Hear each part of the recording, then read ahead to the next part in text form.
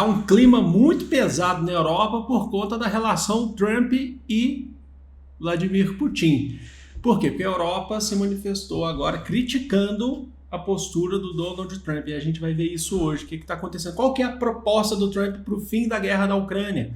E o que a Europa tem falado? Os líderes mundiais europeus, que são aliados de Trump, têm criticado. Ou seja, a OTAN está não em crise, não dá para dizer em crise ou fragmentada, alguma coisa assim. Mas a gente tem uma fragmentação de ideias nesse momento sobre a guerra na Ucrânia. Vamos abrir aqui, já que eu já mostro para vocês. E é aquele negócio, né? O Donald Trump está, como diria minha avó, minha falecida avó, pintando e bordando. Seguinte, qual que é a proposta? É uma proposta assim, ele não faz nada por escrito, não é nada disso, mas é uma proposta que a gente falou ontem, inclusive, que ele conversou por horas. Eu falei na íntegra qual foi a coletiva do Trump aqui para vocês, no vídeo de ontem. E aí, qual que é a proposta? Atenção, minha gente, para acabar a guerra da Ucrânia.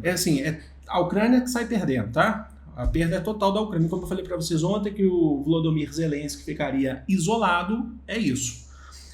Adiamento das pretensões da Ucrânia em entrar na OTAN. Adiamento não significa cancelamento, mas o Trump falou, para poder ter paz, a Rússia só aceita a paz se a Ucrânia não entrar na OTAN. Então, em vez de falar não vai entrar, adia essa negociação. Ok. Não há possibilidades da Ucrânia retomar os seus territórios pré-2014. O que é 2014? É quando você tem a primeira anexação por parte da Rússia na Crimeia, a Guerra da Crimeia, ali, guerra atual, tá? Não antigas, né? 2014, pós-Euromaidan, que é quando a Ucrânia derruba o presidente que era pró-Rússia e estabelece um novo processo, e aí é onde o Volodymyr Zelensky assume. E o Putin criticou isso, né? Vocês sabem disso, pós-2014, anexou a Crimeia, alegou inclusive a influência de grupos neonazistas dentro da Ucrânia. A gente fez vídeo no começo dessa guerra falando sobre isso. Há comprovação dos grupos neonazistas dentro do governo e das forças armadas ucranianas. É uma das justificativas do Putin. A justificativa maior é não deixar entrar na OTAN, certo? Então, sem a possibilidade da Ucrânia retomar os territórios pré-2014. Ele não está falando do pós-2014, que seriam os territórios agora desse conflito atual. Tá? Seria, por exemplo, basicamente a Crimeia. E, atenção, aqui que é o lance. É isso aqui que está causando uma discordância na OTAN. A Europa não deve se envolver com as negociações de paz dessa guerra, tá? Mas ela deve arcar com a reestruturação da Ucrânia.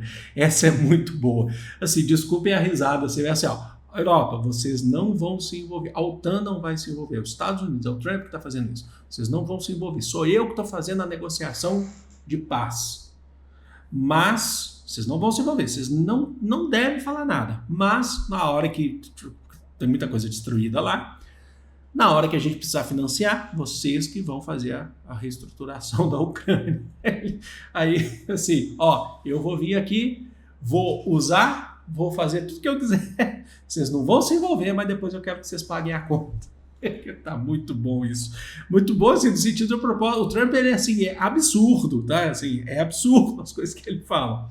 E mais, você acha que parou por aí? Não parou, não. A Ucrânia também não deve participar das negociações de paz. Ou seja, a negociação de paz é entre Trump e Putin. Não é sobre Volodymyr Zelensky. Mas ele falou que ia fazer um telefonema para o Zelensky. Ele pretende, inclusive, encontrar o Putin pessoalmente. Mas ele pretende fazer um telefonema. Mas esse telefonema é para informar o Zelensky. Não para ver quais as condições do Zelensky. É para informar que essas são as possibilidades de paz. A negociação de paz é com o Putin, é com a Rússia. Lembra que a gente falou desde o início a relação de admiração que o Trump tem com o Putin? Pois é. E então o Zelensky ficou isolado, né? Até então parece, a não ser que haja alguma outra coisa, que haja uma nova proposta, haja uma nova intervenção de ideias dos outros membros da OTAN, Mas enfim, é isso. Então assim, você também vai só ouvir, né? Então é essa. Ah, mas o que a OTAN falou? Qual que é a relação aí? As reações da Europa. Por quê? Porque está acontecendo, os líderes de defesa, né, os ministros de defesa dos países membros da OTAN, se reuniram em Bruxelas, na Bélgica. Tá? E por reunirem, eles foram questionados sobre isso. Tá? Quem está presente por parte dos Estados Unidos e tal é o vice-presidente dos Estados Unidos, o Vance, que vai se reunir com o Zelensky, inclusive, né? Pretende, né? Acho que vai ter uma reunião. Mas nessa relação aí dos ministros de segurança da OTAN, né, os ministros de segurança dos países membros da OTAN, então a gente tem a Grã-Bretanha, a gente tem a Alemanha, principalmente quando você fala em Grã-Bretanha e Alemanha, mas você teve posição da Finlândia, você teve posição também da Polônia. Eles criticaram, tem que ver aqui, eles criticaram a postura do Donald Trump, mas não criticaram no sentido de querer fragmentar. Por quê? Porque eles não querem fazer isso com o Trump. Então eles fizeram uma crítica que é uma crítica amena, sabe? Uma crítica no sentido de, olha, não é bem esse o caminho a seguir. Qualquer tipo de negociação de paz entre Ucrânia e Rússia tem que ter Volodymyr Zelensky, presidente da Ucrânia, na mesa de negociações. Não há possibilidade de negociações de paz sem a presença de Volodymyr Zelensky e sem a presença da OTAN, dos países membros da OTAN, não só os Estados Unidos.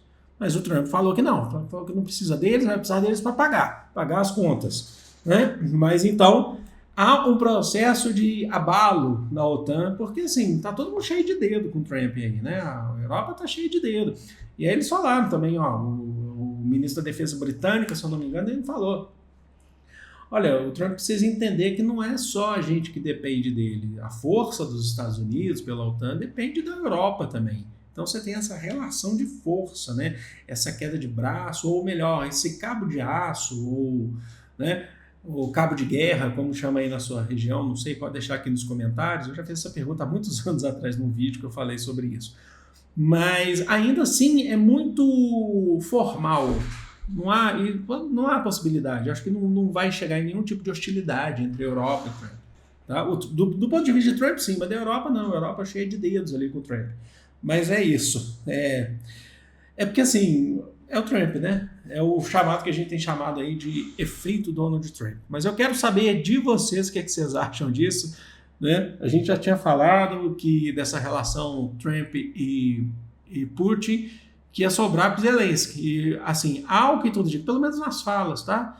Ontem, então, o Trump teve esse telefonema demorado com Putin. Procure aqui no canal, o último vídeo que a gente fez foi sobre isso, né? Antes desse aqui. E é isso. Vou ficando por aqui. Espero que vocês gostem desse vídeo, dessas informações, tenha ajudado a conhecer melhor o mundo, né? Essa ordem mundial que a gente vive, a geopolítica. Espero que vocês tenham gostado, espero que vocês tenham entendido. Deixe aqui nos comentários com observações, críticas construtivas, acréscimos, que são muito importantes, né? Correções, se forem necessárias, e a opinião de vocês, sem ofensas. Vou ficando por aqui, amo vocês de coração, um grande beijo, fui!